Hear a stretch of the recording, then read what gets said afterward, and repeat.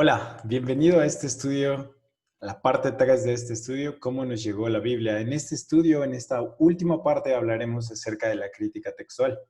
Espero que ya hayas tenido tiempo de completar la parte uno, que corresponde al Antiguo Testamento, y la parte 2, que corresponde al Nuevo Testamento.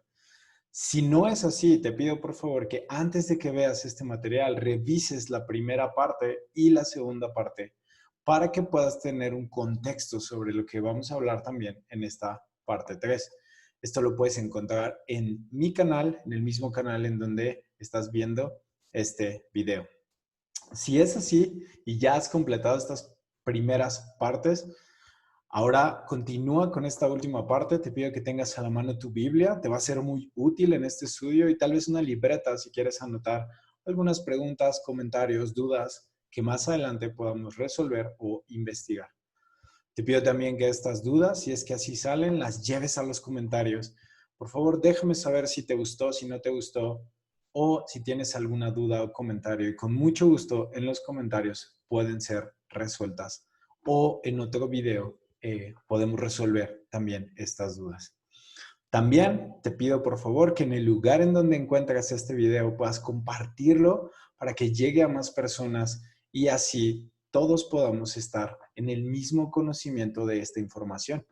Esta información nos ayuda a que cada vez más personas comprendan acerca de cómo nos ha llegado el texto bíblico que leemos hoy en nuestras casas.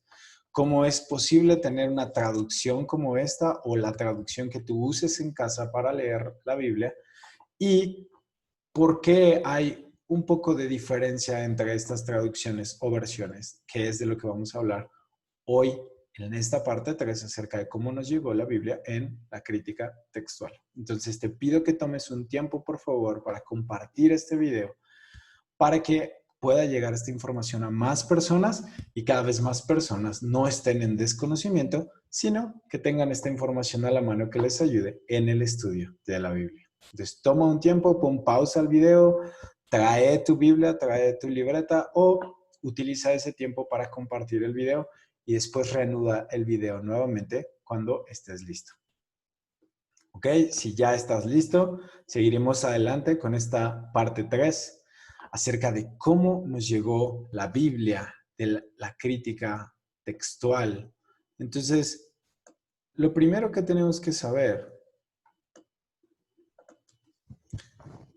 lo primero que tenemos que recordar son algunos puntos importantes que tenemos que recordar que ya hemos visto en los otros videos. Es, número uno, todos los manuscritos que han encontrado los arqueólogos, o todos los manuscritos que se han encontrado en monasterios en el desierto de Egipto, como mencionábamos en los otros videos, son copias de los originales. Los originales se perdieron, pero las copias de estos originales las tenemos, que fueron encontradas por arqueólogos y todas estas copias fueron hechas a manos. Por eso es que se llama manuscritos. Entonces, estas copias fueron hechas completamente a mano por escribas, por amanuenses, por tal vez rabinos judíos, por monjes que estaban en monasterios. Entonces, obviamente a la hora de hacer estas copias es importante tener en cuenta el factor humano. Puede que en algunas copias se vean variaciones por el factor humano de copiar a mano.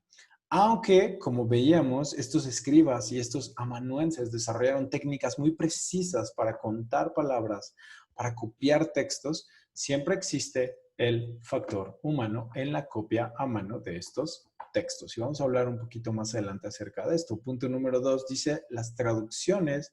Existen traducciones de los textos originales que fueron encontrados. Recordemos que para los primeros siglos ya se empezaban a hacer traducciones de los textos encontrados. Por ejemplo, la traducción de Jerónimo, ¿no?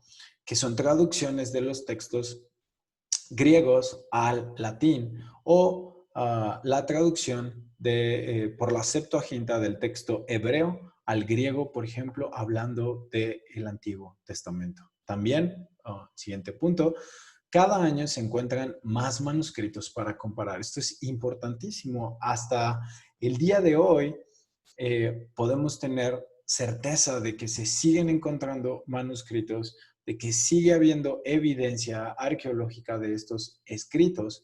Y obviamente la cantidad de manuscritos a los que se puede acceder en este momento, más de 5,000 manuscritos, es muchísima, um, es muchísimo, trae más fundamento o es muchísimo mejor tener más manuscritos para comparar que los que se contaban cuando se hicieron las primeras versiones de la Biblia. Entonces, esto es muy importante, toma estos puntos en cuenta antes de seguir adelante con el tema de este video, que es la crítica textual. ¿Qué es la crítica textual? Bueno, cuando nosotros nos enfrentamos al texto bíblico, nosotros tenemos que saber qué es lo que estamos leyendo.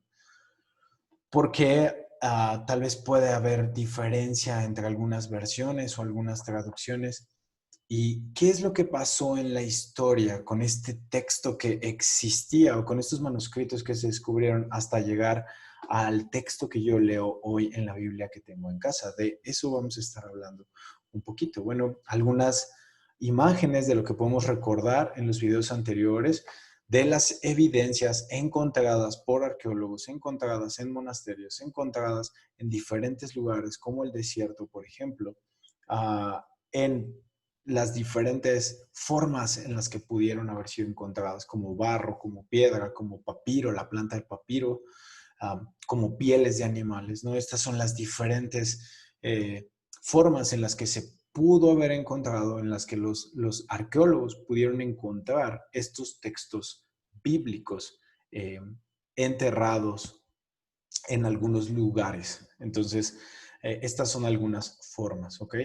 ¿Qué es la crítica textual? Nosotros ya hemos visto anteriormente en el video 1 y el video 2 acerca de cómo nos llegó la Biblia. Hemos visto cómo es que se recopiló el Antiguo Testamento, hemos visto cómo es que se recopiló el Nuevo Testamento, de dónde viene, qué tipo de documento era el que se usaba en el momento en el que se escribe, o por ejemplo Jesús, hablando del Antiguo Testamento, ya citaba el Antiguo Testamento en un orden parecido al que nosotros conocemos, y eso lo puedes encontrar en la parte 1 de cómo nos llegó la Biblia, no en el video parte 1 de cómo nos llegó la Biblia. Y posteriormente la iglesia del primer siglo, es decir, los primeros apóstoles, los primeros seguidores de Jesús, que fueron también guiados y bautizados por los apóstoles, por Pablo, por Pedro. ¿Qué tipo de texto usaban ellos como texto del Nuevo Testamento? Es decir, los evangelios, algunas cartas que ellos recibían. Esto ya también lo hemos visto en la parte 2 de cómo nos llegó la Biblia. Bueno, ahora vamos a ver un punto más importante. ¿Cómo puedo yo estar seguro de que lo que estoy leyendo es parecido al texto original que escribieron los autores? Es decir, ¿cómo puedo yo estar seguro de que cuando leo, por ejemplo, la carta a los Efesios, la carta que escribe Pablo a los Efesios, esta carta que yo leo hoy en día en mi Biblia, en español, se parece a la carta que Pablo escribió en griego original a los Efesios? ¿Cómo puedo estar seguro de esto? Bueno, tuvo que desarrollarse una ciencia que pudiera hacer la comparación de estos manuscritos con diferentes ciencias, con diferentes métodos, con diferentes enfoques, y que esto ayudara a la creación de un texto crítico o de un texto recibido. Entonces, por definición, como aquí dice en este punto, la crítica textual es la verificación del sentido y escritura originales de un texto, tal como debió salir de la mente y redacción textual de su autor.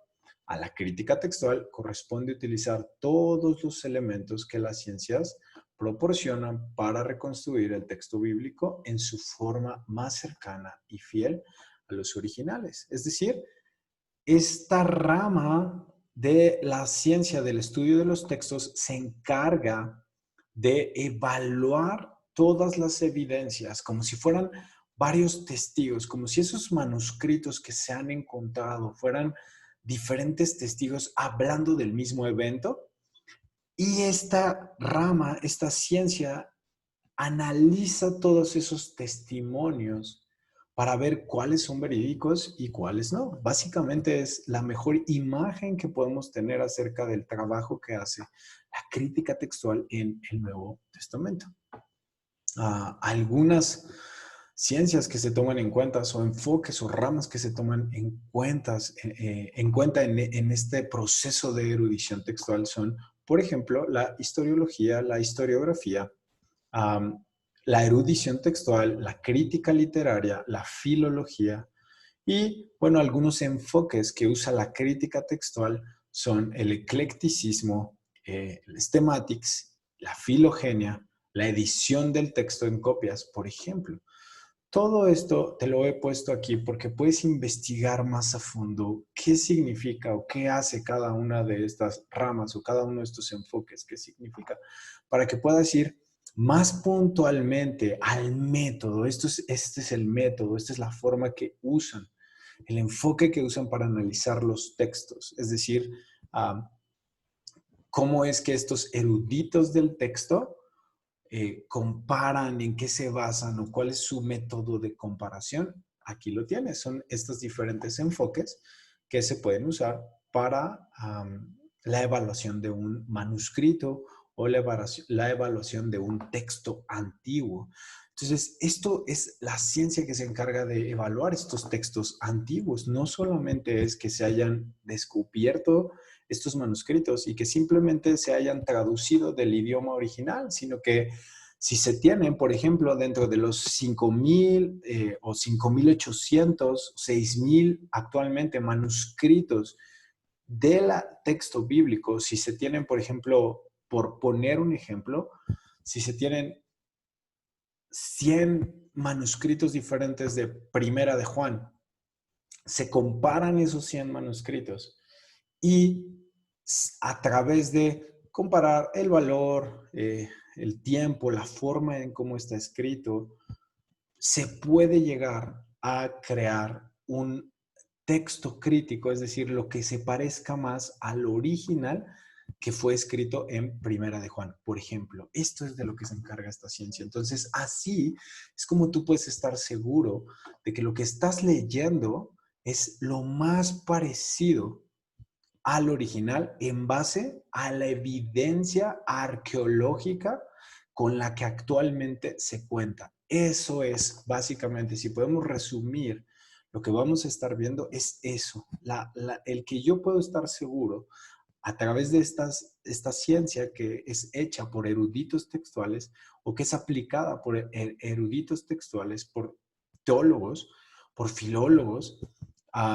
Ellos se encargan de evaluar a través de estos enfoques, evaluar a través de estos métodos los diferentes manuscritos y así certificar o poder estar seguros de que lo más acercado al original es este texto crítico, obviamente respaldado por la cantidad de descubrimientos arqueológicos que se tengan hasta el momento de la creación de ese texto crítico. Entonces vamos a ver más adelante en dónde o cómo, por qué es importante tener este texto crítico en cuenta cuando nosotros leemos la Biblia. Bueno, la meta de la crítica textual, como vemos en esta diapositiva, es determinar si es posible cuál versión en cualquier punto de variación es más probable el texto original y cuáles versiones son erróneas. Es decir, esta es la meta, que es lo que te decía, ¿no? Buscar cuál de todos estos manuscritos o versiones ya hechas se parece más a lo que verdaderamente escribió el autor. Y un ejemplo de las variantes que nosotros podemos encontrar, porque existe este método de crítica textual en nuestros días, son estos textos que yo pongo en tu pantalla en el lado izquierdo. Entonces, quiero que vayamos ahí, tomemos un tiempo para ir en tu Biblia y que revisemos estos textos. Por ejemplo, el primero que tenemos en pantalla es el texto que está en el libro de los Hechos, Hechos 8:37. Quiero que tal vez con esto te quede un poquito más claro de lo que te estoy hablando. Hechos 8:37 dice así.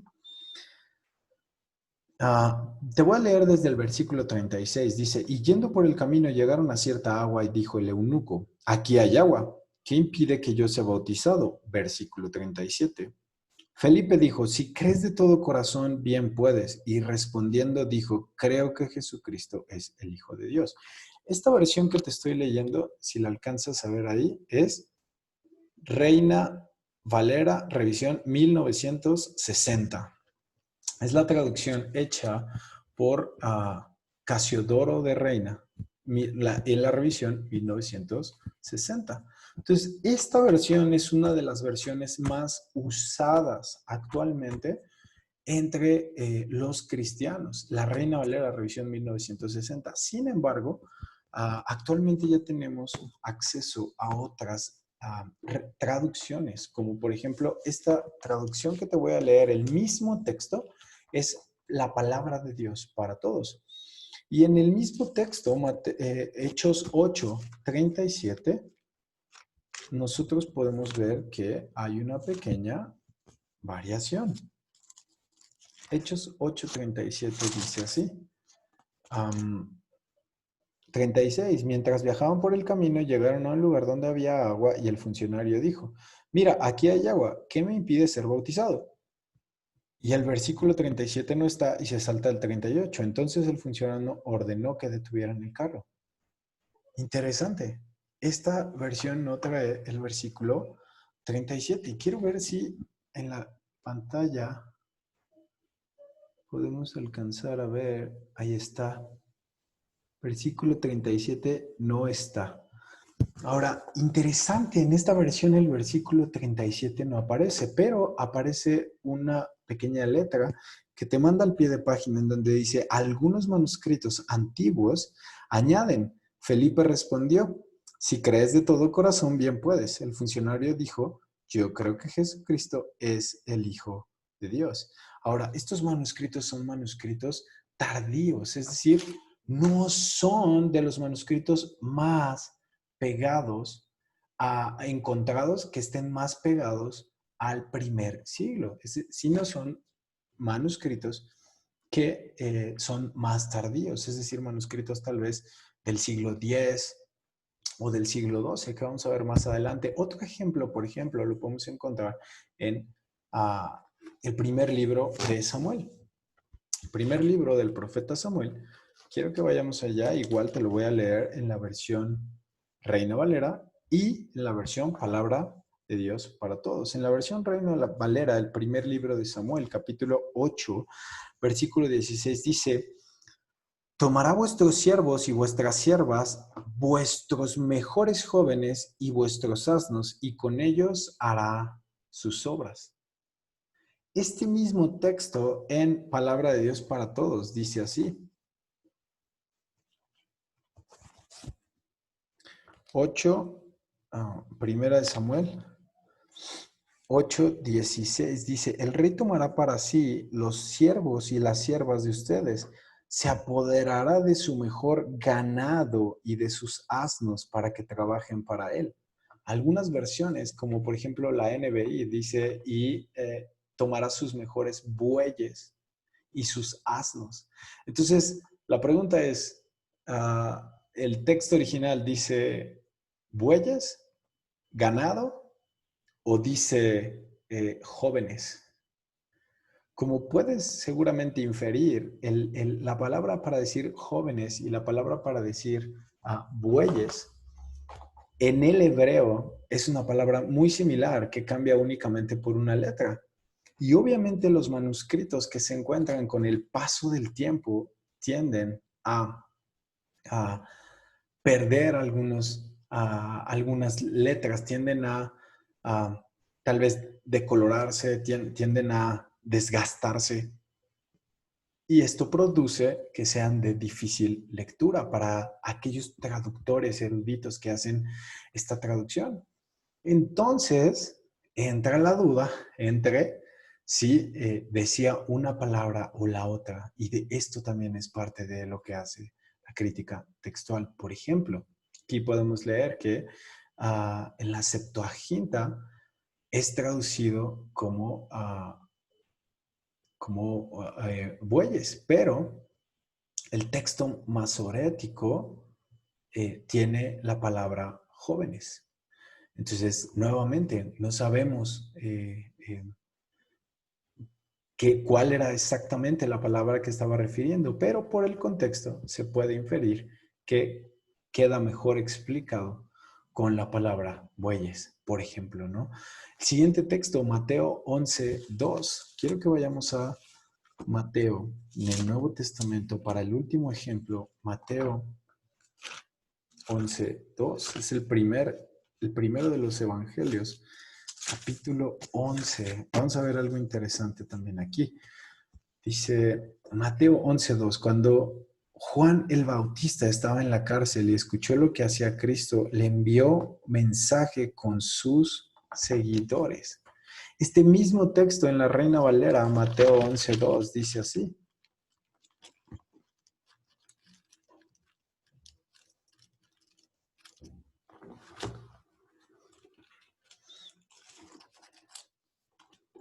Y al oír Juan en la cárcel los hechos de Cristo, le envió 2 de sus discípulos. Entonces, ¿le envió 2 o le envió sus seguidores? No sabemos cuántos, pero Reina Valera dice que fueron 2.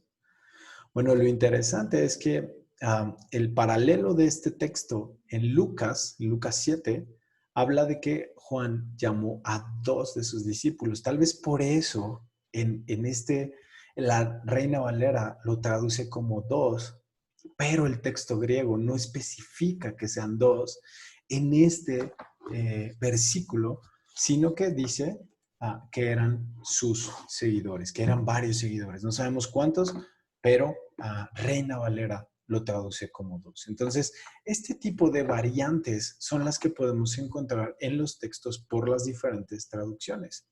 Y lo que queremos como cristianos, lo que nos interesa como personas que quieren agradar a Dios es apegarnos lo más posible al texto bíblico. Y la única manera de hacerlo, bueno, es en base a la decisión que tomes después de conocer la información en este video. Entonces, quiero seguir adelante. Aquí tenemos, por ejemplo, un manuscrito en la lengua etiópica.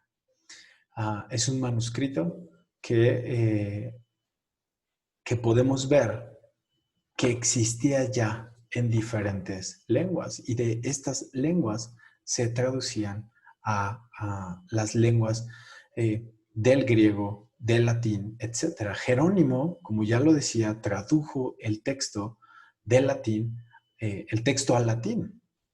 Es decir, Jerónimo hace la primera traducción de la Vulgata latina. Eso ya lo sabíamos, lo vimos también en los videos anteriores. Y este texto fue usado por mucho tiempo, el texto en latín fue usado por mucho tiempo en la Iglesia Católica como el texto predominante. Es decir, este texto traducido de Jerónimo fue usado por mucho tiempo como el texto que predominaba en la Iglesia Católica hasta el siglo XVI, en donde surge un renacimiento en el interés o un renacido interés por el texto griego. Renace el interés por leer el texto en su lengua original, por leer el texto griego. Sabemos también que en 1455, como ya lo mencionábamos en otros videos, se imprime por primera vez la Biblia de Gutenberg. Y lo primero que se imprime, la primera impresión de esta imprenta de Gutenberg fue el texto bíblico. Ahora, el texto que se imprime, la Biblia que se imprime, fue la Vulgata. La primera Biblia, la Biblia de Gutenberg, fue la Vulgata del latín. Fue la primera Biblia impresa ya por una imprenta. Y esta Biblia, por ejemplo, podemos encontrar una Biblia de Gutenberg en la Universidad de Texas. Ahí hay una copia que tú puedes ver gratis para que la observes de la primera Biblia impresa, de la Biblia de Gutenberg. Fue el primer libro impreso, fue el texto bíblico. Entonces esto es algo bien interesante porque a partir de ese momento se empezaron a imprimir varias revisiones del texto en griego, porque como te decía, surge nuevamente este interés por leer el texto, pero no el texto de Jerónimo de latín, sino el texto griego original. Pero para esto, obviamente, leían el texto griego de los manuscritos que se tenían hasta ese momento. Y como puedes inferir, pues no había acceso a tantos manuscritos como hoy en día. Tal vez incluso no había acceso porque no se sabe cuáles fueron los manuscritos del texto griego a los que Jerónimo tuvo acceso para traducir la Vulgata, por ejemplo. Entonces, eso no sabemos. O los textos griegos que usaban los padres de la iglesia que mencionábamos también en la parte 2 de cómo nos llegó la Biblia. No sabemos a qué textos tenían acceso ellos, a qué manuscritos tenían acceso ellos o qué manuscritos en griego leían, pero lo que sí sabemos es que una vez que Jerónimo traduce o hace esta traducción de la Vulgata, fue el texto más aceptado por la Iglesia Católica durante mucho tiempo, hasta que surge nuevamente en el siglo XVI, XV-XVI, este interés por leer el texto en su idioma original. Vamos siguiendo adelante entonces. Otros textos griegos publicados por la imprenta desde 1514, por ejemplo, es la Políglota Complutense, que es más o menos terminada en 1514, 1517. El texto de Erasmo, de Rotterdam, terminado, publicado en 1516. El texto de Estefanos y el texto de Elsevier, que son los textos de griegos del Nuevo Testamento publicados por imprenta desde el momento en el que se desarrolla la imprenta como forma de empezar a llevar esta información en texto o estos libros a más y más lugares de una manera más fácil, más precisa también, porque ya no había error de que copiaran mal, porque ya era imprenta, y obviamente de una manera incluso más económica, porque los textos copiados a mano eran muy caros y no todas las personas tenían acceso económico para poder comprar nuestros textos, pero con la creación de la imprenta esto disminuye el costo y se puede acceder más fácilmente a uno de estos textos. Quiero entonces seguir adelante. Esta imagen que ves en pantalla es una imagen de el texto que se publica de la Políglota Complutense en 1517. Del lado izquierdo de tu pantalla puedes ver el texto en griego y del lado derecho el texto en latín. Así se vería la versión impresa de este primer texto en griego del Políglota Complutense. Y aquí, si tú puedes leer al pie de este escrito, dice en latín, año domini, miléfimo, quincientésimo de 14º, Memphis, mes, Januari, día 10º, día 10 de enero. Entonces, podemos ver que este texto fue terminado en el año 1514, 14º dice, y 1514. Pero lo interesante es que no es publicado hasta el 1522 más o menos, y el Antiguo Testamento es terminado en el 1517 y el Nuevo Testamento es terminado en el 1514, pero no son publicados hasta el 1522 porque más o menos al mismo tiempo había otro erudito que estaba haciendo un texto griego y este es Erasmo de Rotterdam. El texto de Erasmo sale impreso en 1516, el primer texto griego de la imprenta en el Nuevo Testamento. Ahora, este texto se imprime antes, aunque el texto de la Políglota Complutense es terminado previo al texto de Erasmo.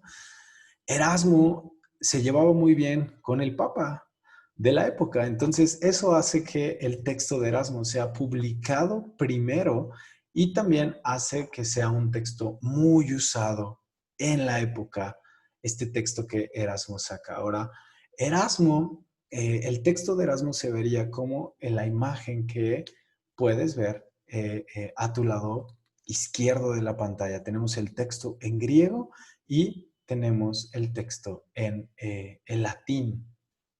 Lo interesante es que Erasmo únicamente utilizó dos manuscritos del siglo XII y unos dos o tres más para hacer comparaciones. Es decir, en total tendría él alrededor de 5 manuscritos de los cuales él podía hacer comparaciones de este texto griego. Y otro punto interesante es que Erasmo, por cumplir rápidamente su compilación de este texto griego, no tenía en sí, dentro de los manuscritos que él tenía para revisar, no tenía los últimos versículos del Apocalipsis, por los que tuvo que traducir de la Vulgata latina, del latín, de la Vulgata al griego. Él tuvo que traducir del latín al griego para completar su obra del Nuevo Testamento en griego. Entonces, esto es interesante porque Erasmo hace una traducción de algo que él no tenía en estos manuscritos.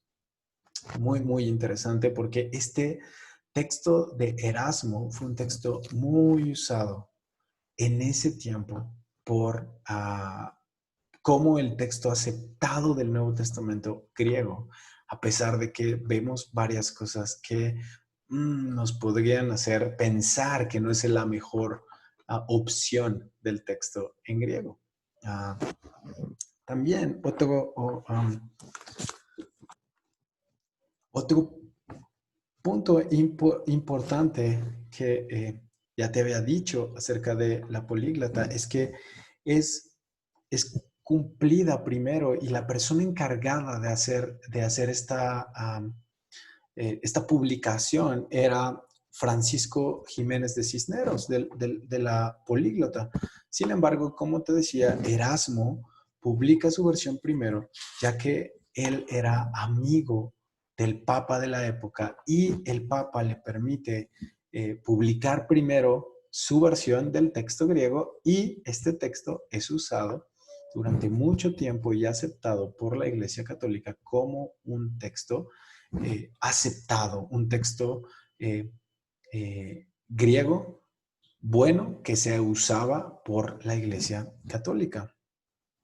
Pero, como te decía, bueno, pues el manuscrito más antiguo que tenían era del siglo X, el siglo X después de Cristo, es decir, mucho tiempo después a los hechos que habían ocurrido en el primer siglo, a la muerte de Jesús, a la muerte de Juan, del último de los apóstoles.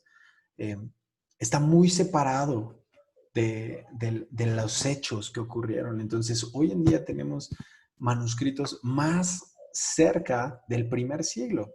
Tenemos manuscritos que están en el siglo II o III, que están muy, muy cercanos al tiempo en el que escribieron los primeros, los escritos originales. Entonces, esto es de considerar, esto es muy importante porque recuerda nuevamente, estamos viendo qué tan confiable es el texto que yo leo hoy en casa. Vamos a la siguiente diapositiva. Otro texto griego publicado en el 1550 fue el texto de Estefanus. Lo interesante de este texto griego es que este texto fue el texto usado por Casiodoro de Reina. Sabemos que este hombre Casiodoro de Reina fue perseguido, salió de la Iglesia Católica y es perseguido por unirse al protestantismo, pero mientras está en esta persecución, él hace una traducción al castellano, una de las de las primeras traducciones que tenemos al castellano, pero la traducción que hace Casiodoro de Reina es de este texto griego, del texto de Estefanus. Y Estefanus, lo que podemos ver, lo interesante aquí a la izquierda de tu pantalla, es que Estefanus, vemos unos numeritos, el número 1, 2, 3, 4, 5. Estefanus es el responsable de que en el texto griego pusiera versículos, es decir, él pone versículos. En el video anterior te hablaba acerca de los responsables de los capítulos, pero aquí también nosotros podemos ver que empieza a haber esta división por versículos, porque este hombre, Estefanus, los incluye en el texto griego para su fácil lectura. Lo interesante de este texto es que, como te decía, al ser textos de más o menos la misma época del texto de Erasmo y de otro texto que vamos a ver más adelante, son textos que tienen muy pocos manuscritos para comparar. Textos que salen o que se sacan del texto griego, de los manuscritos griegos de la época a los que se tenía acceso. Esto es muy importante porque obviamente entre más información se tenga, muchísima mejor comparación se puede hacer acerca del texto griego. Y llegamos a este texto del Nuevo Testamento, este texto griego del Nuevo Testamento, el texto de Elsevier en 1633. Esta edición es en donde viene por primera vez, se acuña el término textus receptus o texto recibido. En el prefacio de esta versión tú puedes leer textum ergo aves nunc ab omnibus receptum in quo nihil in mutatum aut corruptum damus, que está escrito en latín.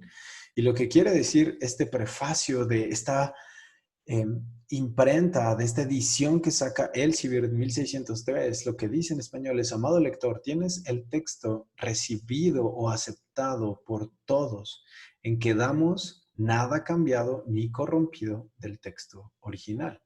Ahora, lo interesante es que obviamente este hombre Elsevier, esta imprenta de Elsevier, estos hombres, son los encargados de hacer estas ediciones y de venderlas. Imagina si a la edición que tú haces de este texto, en el prefacio pones esta inscripción de que es el texto recibido, leído por todos, aceptado y que no es corrompido del original. Obviamente ibas a tener más venta de estas ediciones. Entonces, esta nota o este prefacio, esta anotación o esta afirmación en el prefacio que agregan esta imprenta que agregan en esta edición de Elsevier de 1633 es algo que ellos mismos metieron en el prefacio. Es decir,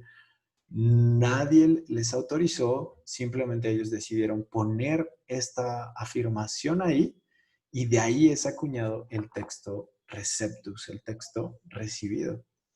Sin embargo, como decíamos, es un texto griego que no tiene muchas versiones que pueden comparar. No hay tantos manuscritos soportando este texto griego.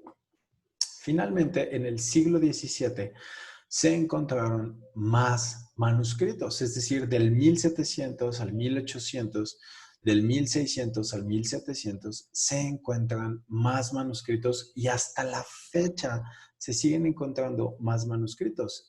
Y finalmente, en el siglo XX se desarrolla el método de comparación de variantes y métodos de evaluación de manuscritos y la crítica textual. Es decir, eruditos de la época, como estos hombres que te pongo aquí abajo, Eberhard Nestlé y Kurt Aland, eruditos, teólogos alemanes, desarrollan esta evaluación de los manuscritos a través de la crítica textual y empiezan a evaluar un texto crítico, empiezan a preocuparse por evaluar un texto crítico, por comparar los manuscritos que se tienen disponibles hasta la época, por comparar la mayor cantidad de manuscritos que se tuvieran hasta antes de la publicación de este texto crítico del Nuevo Testamento, y de darse cuenta cuál es lo más acercado al original a través de evaluar, eh, a través de ver la edad de los manuscritos, a través de ver el valor de los manuscritos, el origen de los manuscritos, a través de ver a qué familia pertenecen los manuscritos, es decir, si fueron encontrados en un lugar, si otro manuscrito fue encontrado tal vez tan distante de ahí, si es occidental, si fue encontrado más al oriente, qué tipo de escritura tenía. Por ejemplo, veíamos antes que tenía uno de los manuscritos que te puse en una de las imágenes, tenía una escritura etíope, si tenía una escritura etíope o tiene una escritura siriaca, pero están hablando del mismo texto. Entonces, todo esto es comparado a través de la crítica textual y a través de esos comparan los textos y crean un texto crítico del Nuevo Testamento. Y este texto crítico se publica en el siglo XX y es el texto crítico Nestlé Aland, que es el texto más usado por las nuevas traducciones de la Biblia en el Nuevo Testamento. Es decir, Reina Valera, por ejemplo, 1960, sigue usando el texto, como decíamos, Casiodoro Reina sigue usando el texto de Estefanos, por eso es que tiene algunas variantes con el texto de hoy. Pero si tú vas, por ejemplo, a la versión que te leía, que es la palabra de Dios para todos, si tú vas a las primeras páginas,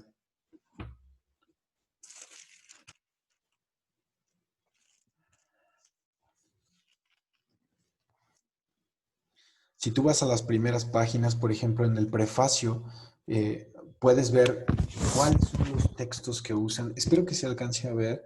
Tal vez voy a señalarlo aquí, por ejemplo.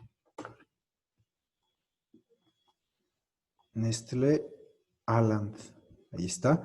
Entonces, son versiones, estas versiones son versiones que usan el texto crítico para poder traducir del griego a los diferentes idiomas, ¿no? El español, el inglés, etcétera. Hay diferentes traducciones. Entonces, obviamente yo en casa uso siempre el texto crítico, porque como decíamos, el texto crítico es un texto más acercado al texto original, al texto que se leía en el primer siglo por los cristianos del primer siglo. Yo recomiendo ampliamente que en casa elijas una Biblia que use este texto crítico de Nestlé Aland como un texto de la Biblia, como el texto que tú puedas encontrar en la Biblia. Este texto este texto de Nestlé Aland ya va en la revisión, actualmente va en la revisión 28. También puedes encontrar Biblias que en lugar de decir Nestlé Aland se basen en el Sociedades Bíblicas Unidas, la revisión 5, que es lo mismo, es un texto crítico que también se hace, pero es de otra editorial, o el texto de SBL del Greek SBL New Testament, por ejemplo, que puedes encontrar en la Biblia Gateway. Otro libro que te quiero dejar aquí como recurso que puedes leer, es un libro que únicamente existe en inglés, pero es escrito por Bruce M. Metzger y Bart Ehrman, que es el teólogo o el erudito teólogo más reconocido de este momento. Y Bruce Metzger hicieron este libro que se llama The Text of the New Testament. It's Transmission, Corruption and Restoration. Entonces, si tú sabes leerlo en inglés, si tú puedes leer el idioma inglés, te recomiendo ampliamente que busques este libro en línea. Es un poco caro. Estamos hablando que lo puedes conseguir en Amazon por más o menos unos $3,000, pero es un libro que te va a introducir ampliamente a la historia de cómo es que estos manuscritos fueron traducidos hasta llegar al texto crítico y te introduce a la crítica textual. Es un libro muy, muy bueno que tiene mucha información acerca de todo esto que hemos hablado desde el video 1 de cómo nos llegó la Biblia parte 1, el Antiguo Testamento, Biblia parte 2, Nuevo Testamento y cómo nos llegó la Biblia parte 3, la crítica textual. Entonces recuerda, espero que esta información te haya servido bastante. Hemos terminado. Espero que te haya gustado mucho este estudio y que sobre todo hayas podido entender de dónde es que viene el texto bíblico, cómo se formó, por qué hay diferentes versiones, por qué a veces la versión que yo leo dice, tiene variantes. Ahora sabes lo que es una variante bíblica. Ahora puedes explicarle a una persona que te pregunte, oye, pero ¿por qué en la Biblia que yo leo dice dos y en la tuya dice muchos o dice otra palabra? Bueno, porque hay estas variantes por las diferentes traducciones y ahora que voy a decidirme a estudiar la palabra de Dios, la Biblia, ¿cuál es la versión que yo puedo comprar? ¿Cuál es la Biblia que yo debería de comprar para poder leer la Biblia, para poder entenderla y sobre todo para poder estudiarla? Bueno, la versión que obviamente más entiendas en tu idioma, que esté muy, muy al idioma local, al idioma del lugar de residencia, pero que esté basada en el Nuevo Testamento, en este texto crítico, y en el Antiguo Testamento, por ejemplo, esté basada en el texto de